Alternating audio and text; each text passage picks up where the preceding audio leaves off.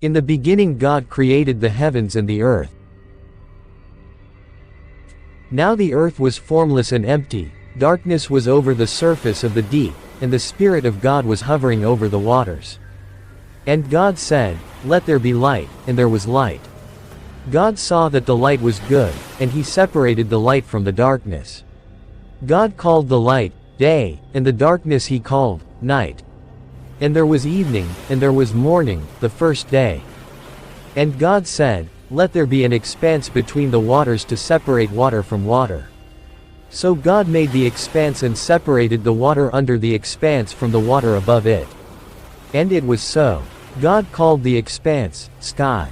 And there was evening, and there was morning, the second day. And God said, "Let the water under the sky be gathered to one place, and let dry ground appear." And it was so. God called the dry ground, land, and the gathered waters he called, seas. And God saw that it was good. Then God said, "Let the land produce vegetation, seed-bearing plants and trees on the land that bear fruit with seed in it, according to their various kinds." And it was so. The land produced vegetation, plants bearing seed according to their kinds and trees bearing fruit with seed in it according to their kinds. And God saw that it was good. And there was evening, and there was morning, the third day. And God said, "Let there be lights in the expanse of the sky to separate the day from the night, and let them serve as signs to mark sacred times, and days and years, and let them be lights in the expanse of the sky to give light on the earth." And it was so. God made two great lights, the greater light to govern the day and the lesser light to govern the night. He also made the stars. God set them in the expanse of the sky to give light on the earth, to govern the day and the night, and to separate light from darkness. And God saw that it was good.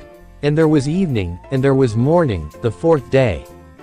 And God said, "Let the water teem with living creatures, and let birds fly above the earth across the vault of the sky." So God created the great creatures of the sea and every living thing with which the water teems and that moves about in it, according to their kinds, and every winged bird according to its kind. And God saw that it was good. God blessed them and said, "Be fruitful and increase in number and fill the water in the seas, and let the birds increase on the earth." And there was evening, and there was morning, the fifth day. And God said, "Let the land produce living creatures according to their kinds, the livestock, the creatures that move along the ground, and the wild animals, each according to its kind." And it was so. God made the wild animals according to their kinds, the livestock according to their kinds, and all the creatures that move along the ground according to their kinds. And God saw that it was good. Then God said, "Let us make mankind in our image, in our likeness, so that they may rule over the fish in the sea and the birds in the sky, over the livestock and all the wild animals, and over all the creatures that move along the ground." So God created mankind in his own image. In the image of God he created them. Male and female he created them. God blessed them and said to them, "Be fruitful and increase in number, fill the earth and subdue it. Rule over the fish in the sea and the birds in the sky and over every living creature that moves on the ground."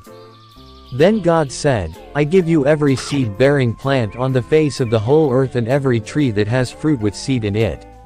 They will be yours for food. And to all the beasts of the earth and all the birds in the sky and all the creatures that move along the ground, everything that has the breath of life in it, I give every green plant for food." And it was so. God saw all that he had made, and it was very good. And there was evening, and there was morning, the sixth day.